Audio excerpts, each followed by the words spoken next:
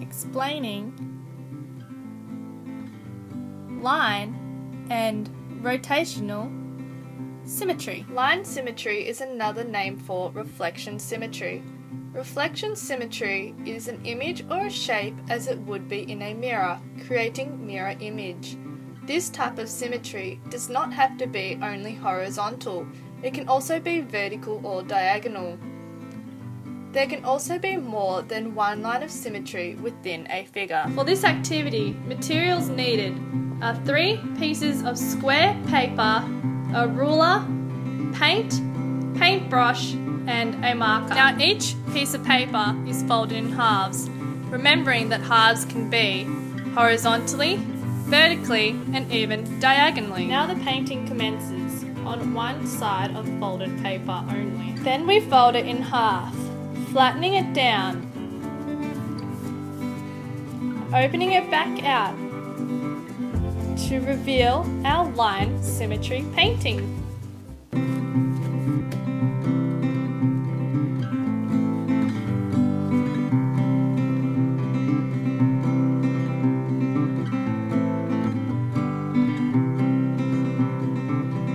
Misconceptions. An example of this is a parallelogram. As it can be halved, it is still not symmetrical, creating the mirror image of line symmetry.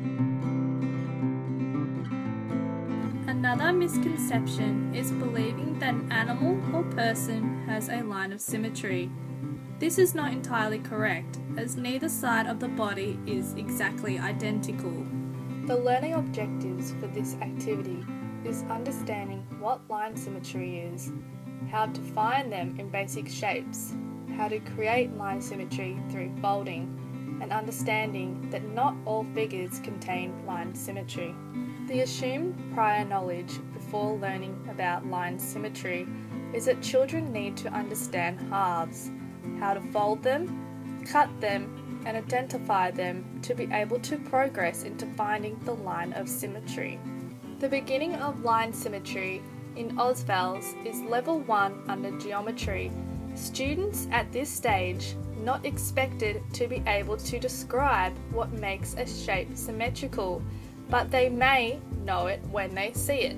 Line symmetry is taught from level 1 and progresses throughout schooling. In level 5, along with line symmetry, rotational symmetry is introduced. Rotational symmetry. Rotational symmetry is rotating the symmetry. It is when a shape or image is rotated and still remains the same. It is an image that contains orders. Orders are the amount of times that the image fits into itself through a full 360-degree rotation. The shape also has to contain at least 2 or more orders. Materials needed for this activity are 2 pieces of paper, one preferably coloured. Divide each sheet into 6 equal sections, along with a ruler, a pair of scissors, pencil, and split pins. Now cut out each section on the coloured paper.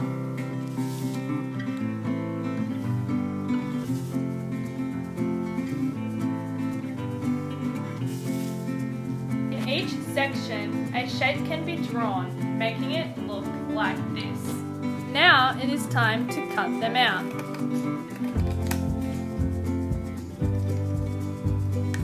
This is where the other sheet of paper comes in. Each shape will be attached to each section using a split pin. Now we're going to draw an outline around each shape. As you can see, a triangle has 1, 2, 3 orders and a full 360-degree rotation. The kite has 1, 2 orders and a full rotation. Misconceptions.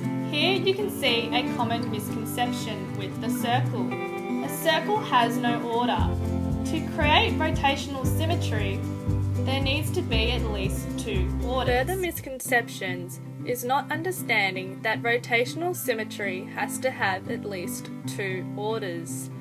that there could also be a lack of understanding with terminology, which then creates confusion. The assumed prior knowledge for children to learn about line symmetry, they need to understand halves, how to fold them, cut them, and identify them, to then be able to progress into finding the line of symmetry. Assumed prior knowledge for this activity is for the students to understand the forms of line symmetry, to understand that rotating is turning, and that a full rotation is 360 degrees.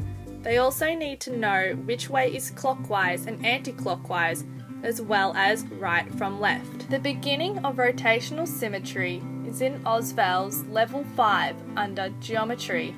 Students are to describe translations, reflections, and rotations of two-dimensional shapes, identify line and rotational symmetries. I hope this video has assisted you in understanding the concepts of line and rotational symmetry.